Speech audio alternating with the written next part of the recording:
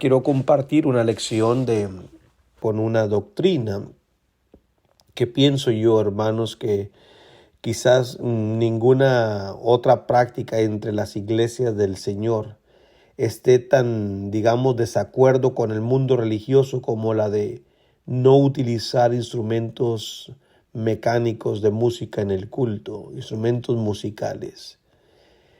Parece ser, hermanos, que somos la única iglesia, bueno, solamente hay una iglesia, pero el único grupo religioso que ahora no utilizamos instrumentos musicales en la adoración.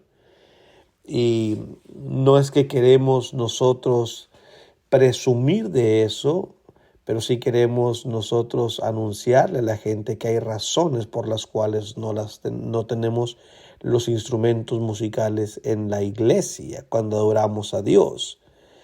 Muchos o la mayoría con quien hablamos de esto y que no comparten este punto de vista, piensan que es algo insignificante el tocar o adorar a Dios con música o sin música, y que no debe de molestarle a Dios ni a nadie, debe sorprenderse porque es un asunto, ellos dicen que es meramente sin tanta importancia. Bueno, yo me pregunto, y si es sin tanta importancia, ¿por qué lo usan? Recordemos, amados hermanos, que todo lo que damos a Dios en adoración tiene que haber sido prescrito por Dios. Cuando hablo de ser prescrito, me estoy refiriendo como el lenguaje de un médico.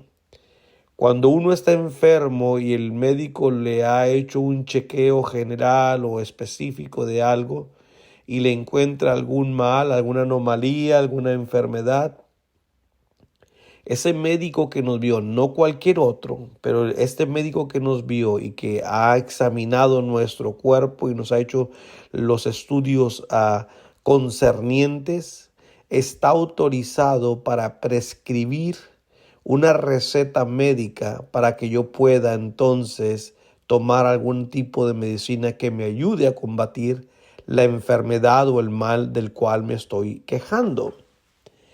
Entonces, usando esa misma simbología, esa palabra, quiero utilizar que ¿por qué, si no es tan importante el instrumento musical como ellos reclaman, por qué siguen usándolo?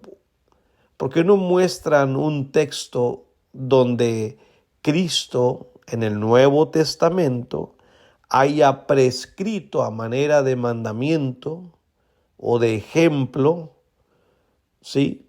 Que Cristo haya, o de alguna manera, que Cristo haya puesto la oportunidad para nosotros de poder utilizarlo en la alabanza a nuestro Dios. Cuando hablamos de este tema, es fundamental, muy fundamental la importancia, hermanos, cómo nos acercamos a Dios en la adoración.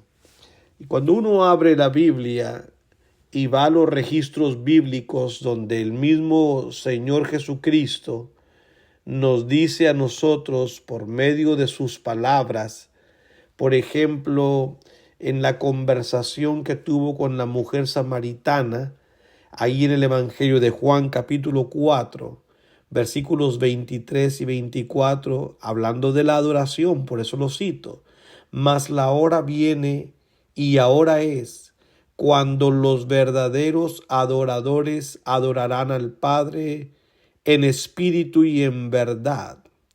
Noten que esto es la petición y la búsqueda de Dios en la manera que debe serse adorado, en espíritu y en verdad, porque también el Padre tales adoradores busca que le adoren.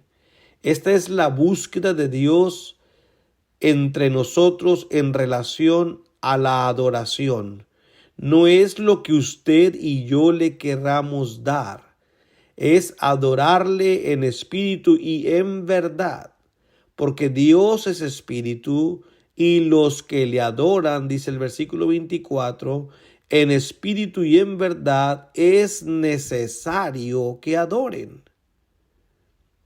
No vamos a adorarle como nosotros querramos. Vamos a adorarlo en espíritu y en verdad. Esta frase, hermanos, es sumamente importante de analizarla, porque el espíritu y la verdad, expresiones que se utilizan aquí en este versículo de Juan capítulo 4 y versículos 23 y 24, tienen un significado mayúsculo y no como la gente dice, es algo insignificante. No lo es. Dios busca un tipo de adoradores que le adoren conforme, queridos hermanos, lo que Él ha pedido, no lo que el hombre quiera darle al Señor. Por lo tanto, estamos nosotros, hermanos, advertidos por nuestro Dios de llegada esa hora de la cual Él habló. Comencemos nosotros ahora a adorar a nuestro Dios de la manera que Él lo pide. Así, solamente así, podremos nosotros complacer a nuestro Padre Celestial.